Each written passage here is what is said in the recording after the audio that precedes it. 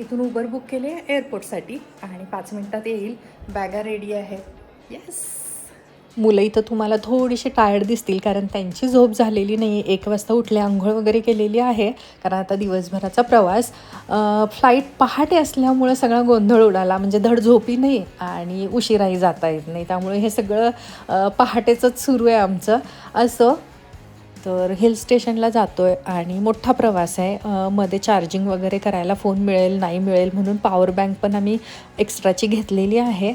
चला आता उबर आलेली आहे, पटकन सगळ्या बॅगा ठेवू आणि जाऊ. आता आठवड्याभरासाठी घर बंद असणार आहे. तशी सगळी कामं मी आवरलेली आहेत. फ्रीजमध्ये भाज्या वगैरे काहीच नाहीत. फ्रीज एकदम क्लीन करून घेतला होता. आता चहा घेतला होता ना, तर दुधाचं आणि चहाचं भांडं वगैरे पण घासून ठेवलं आहे. कचरा बाहेर ऑलरेडीच रात्री मी ठेवला होता. दूधवाल्याला पेपरवाल्याला सांगितलं की आठवडाभर आता तुम्ही दूध आणि पेपर देऊ नका म्हणून. बापरे, जाण्याआधी किती छोट्या मोठ्या गोष्टीकडं लक्ष द्यावं लागतं नाही का.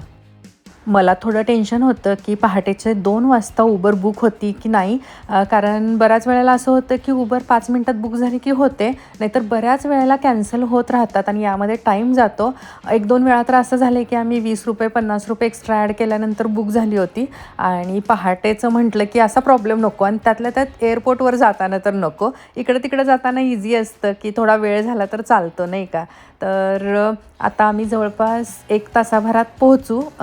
ट्रॅफिक रोडवर जास्त नाही आहे, त्यामुळं 10-15 मिनटं आधीही पोहोचू शकतो.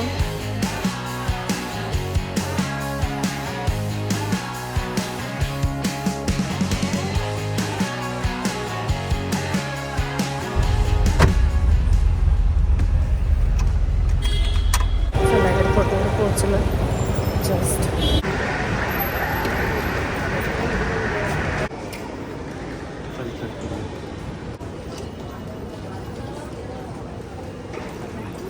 किती वाजले? 3. पोहोचलो वेळेवर. 3च आहेत ह्या 2. आपल्या बॅग जस्ट चेकआउट झाल्या. 3 होत्या आणि आता 3 सॅक आहेत ॲक्च्युली. येस. तर आम्ही जवळपास 3:15 वाजलेत पोहोचलो आहे. तर 5ला फ्लाईट आहे आपली. 3 बॅग चेकआउट केलं आहेत आणि 3 बॅग आमच्याबरोबरच घेऊन चाललो आहे. केबिन बॅग सॅक आहेत ॲक्च्युली. आणि वेळेत पोहोचलो आम्ही. मुलंही उठलीत नाही का. मस्त.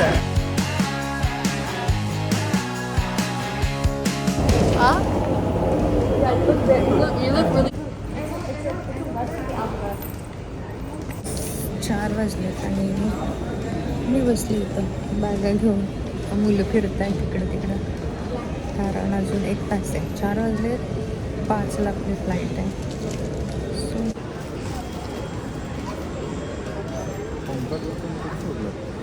सोडला नाही, स्वतःच केलं. बिग बॉय आहे तो. बस ना. हा आपला सेकंड डोमेस्टिक प्रवास आहे.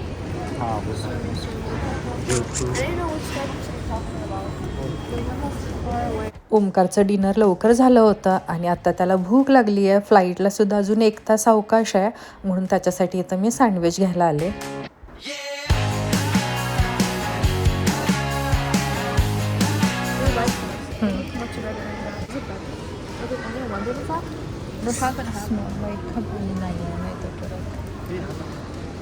ओमकार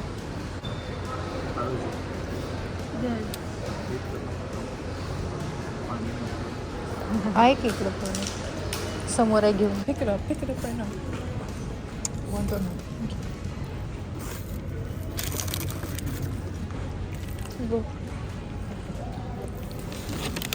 अजून एक टिश्यू पेपर.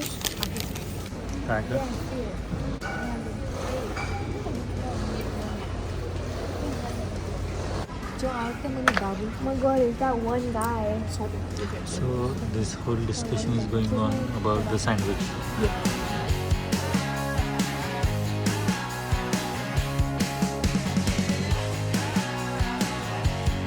आता पुण्यामध्ये तर किती गरमी आहे नाही का. तर त्यामुळे सगळ्यांचे जॅकेट ना एका सॅकमध्ये घातले होते मी. म्हणजे प्लेनमध्ये बसल्यानंतर प्रत्येकजण घालेल कारण येताना इतकी गरमी असल्यामुळं कोणालाही घालायची म्हणजे इच्छा नव्हती. सो सगळ्यांना आधीच दिलेले आहेत म्हणजे प्लेनमध्ये बसल्यावर मला त्रास नको नाही का. जॅकेट कुठं आहे हे कुठं आहे त्यामुळं आधीच व्यवस्था.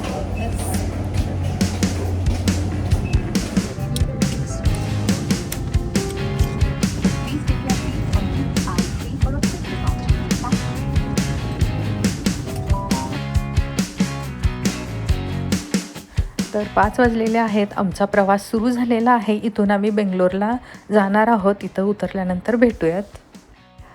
तर आम्ही बेंगलोर एअरपोर्टला पोहोचलेलो आहोत. हे एअरपोर्ट कसं आहे ते बघतच तुमच्याबरोबर मी गप्पा मारते, कारण हा व्हिडिओ बनवायला मला वेळच मिळाला नाही.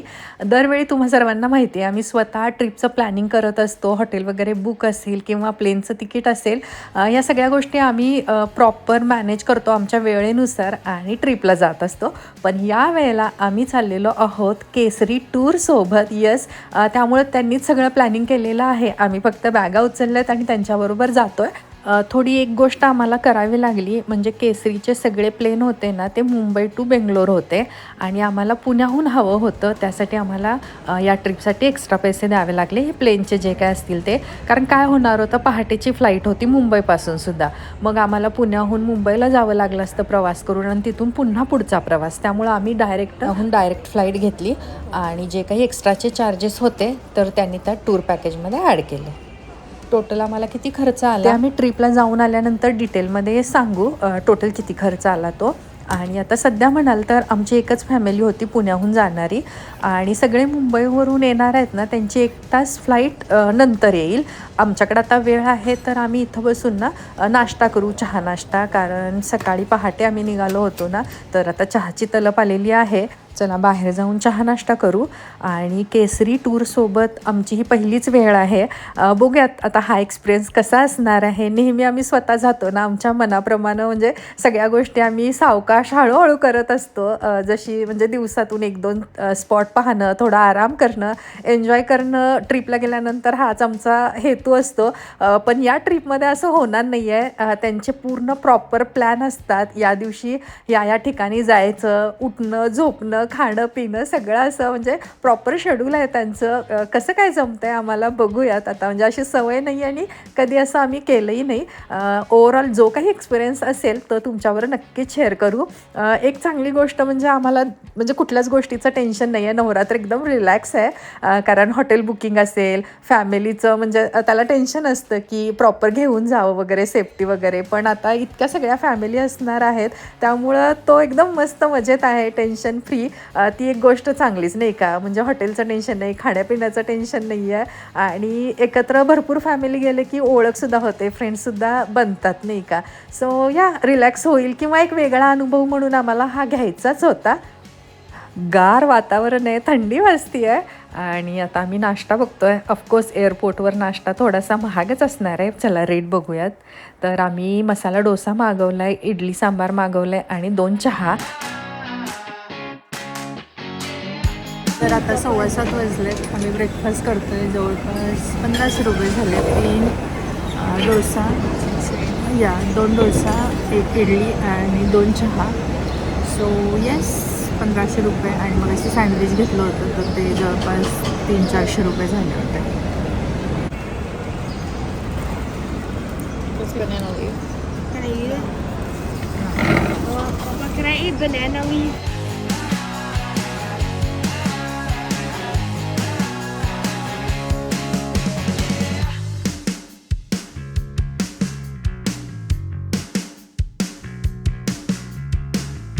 माझ्याकडं पण आठवड्याला इडली, डोसा, सांबार, चटणी सगळं बनतं, पण अशी बाहेरची टेस्ट आहे ना तशी येत नाही.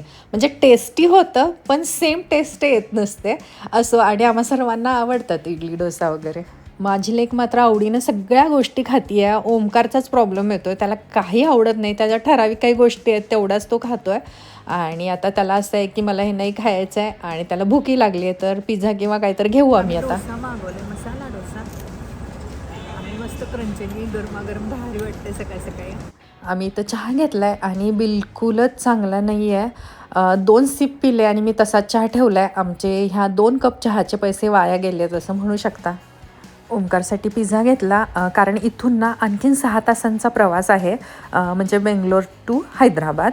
आणि एका ठिकाणी आम्ही 2 तास ड्राईव्ह करून थांबू चहा पाण्यासाठी आणि फ्रेश होण्यासाठी. तर सगळे एकत्र भेटलेले आहेत, म्हणजे मुंबईचं प्लेन आलं आणि त्यांचाही चहा नाश्ता झाला आहे. सो येस आम्ही इथं एकत्र आलेलो आहोत. बससुद्धा एक 10-15 मिनटात येईल केसरीची आणि त्यात चढू आणि पुन्हा आमचा प्रवास सुरू होणार आहे. हो, त्यांनी आम्हाला ना टॅग दिलेले आहेत आपापल्या बॅगला लावण्यासाठी. म्हणजे ह्या बसमध्ये ना ह्या सगळ्या बॅग जातील आणि हॉटेलवर डायरेक्ट आम्हाला मिळतील.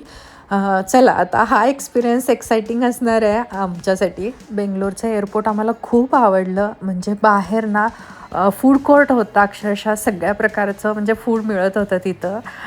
खूप भारी वाटलं ओव्हरऑल. वेदर पण छान आहे.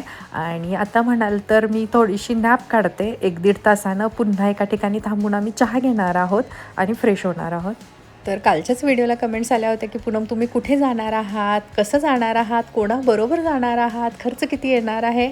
तर डिटेलमध्ये सगळे व्हिडिओ बनव, आम्हाला आवडतील पाहायला. तर हाच प्रयत्न सुरू आहे. तर टूरच्या पॅकेजमध्ये इन्क्लूड होतं की सकाळचा चहा नाश्ता, लंच, संध्याकाळचा चहा आणि रात्रीचं डिनर असं सगळं इन्क्लूड आहे. आणि आता आम्हाला ते चहा देत आहेत, चहा किंवा कॉफी. आणि मुलांना जर फंटा किंवा असं ज्यूस हवा असेल तर ते. नुसतं आम्ही थोडं झोपतोच. प्लेनमध्ये थोडं, इकडं थोडं, कारमध्ये थोडं. आता टी ब्रेक आणि कॉफी ब्रेकसाठी पण थांबलो आहे, राईट म्हणून. ओके. चहा सगळ्यांसाठी, चहा कॉफी. हो. आणि ओंकार कुठं आहे आपला? काढू तसं.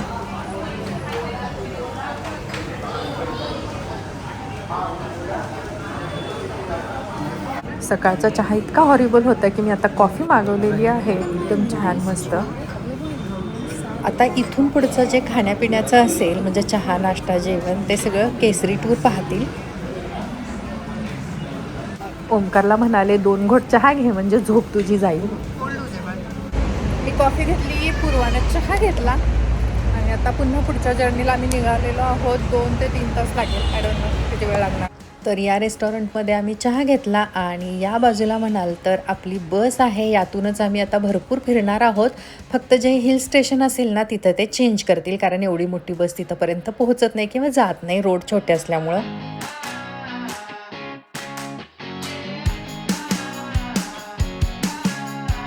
आपली वॉटर बॉटल घेणे ह्यात किंवा ह्यात घे. थँक्यू.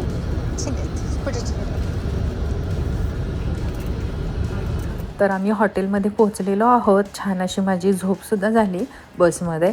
आणि ते म्हणाले की तुम्ही रूममध्ये जाण्याआधी ना लंच करा, कारण बराच उशीर झालेला आहे. आणि ते सुद्धा बसमधल्या एवढ्या लोकांच्या सगळ्या बॅगाकडून रूममध्ये पोहोचेपर्यंत त्यांनाही थोडा उशीर लागेलच. चला तर लंचमध्ये काय काय आहे ते बघूयात.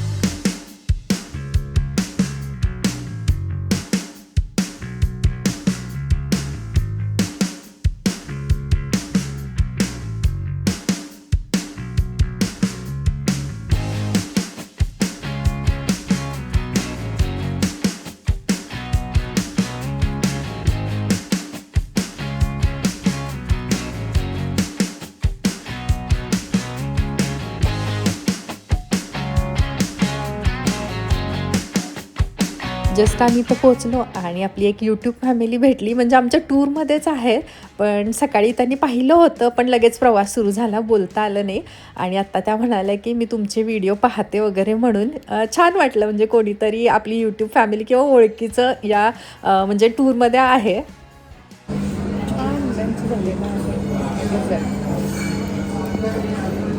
So how is it? हे तुझ्यासाठी आणलं होतं. No, I didn't want it. I already took my one. बघ ओंकार दिसतो. ओंकार हँडवॉशसाठी घेतला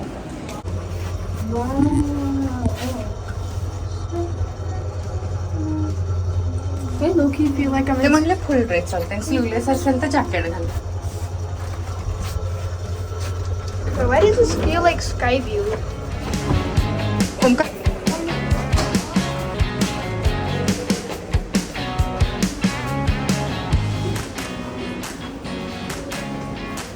चला तर छान लंच झालं. आम्ही हॉटेलमध्ये व्यवस्थित पोहोचलेलो आहोत आणि एका तासाभरातच आम्ही छान रेडी होऊन 2 साईट सीन आज पाहणार आहोत.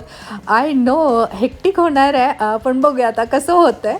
कालच मी नवऱ्याला म्हणाले होते बापरे भरपूर मोठा प्रवाससुद्धा आहे आणि भरपूर गोष्टी पाहायच्यासुद्धा आहेत, जमेल का रे मला. हॉटेल रूम पण खूपच छान आहे. आणि आता आम्ही थोडासा रेस्ट करतो, कारण थोड्या वेळानं रेडी होऊन पुन्हा बाहेर पडायचं आहे. आणि आजचा हा व्हिडिओ म्हणाल तर इथंच थांबवते. पुन्हा भेटूया पुढच्या भागात. तोपर्यंत धन्यवाद. Bye bye.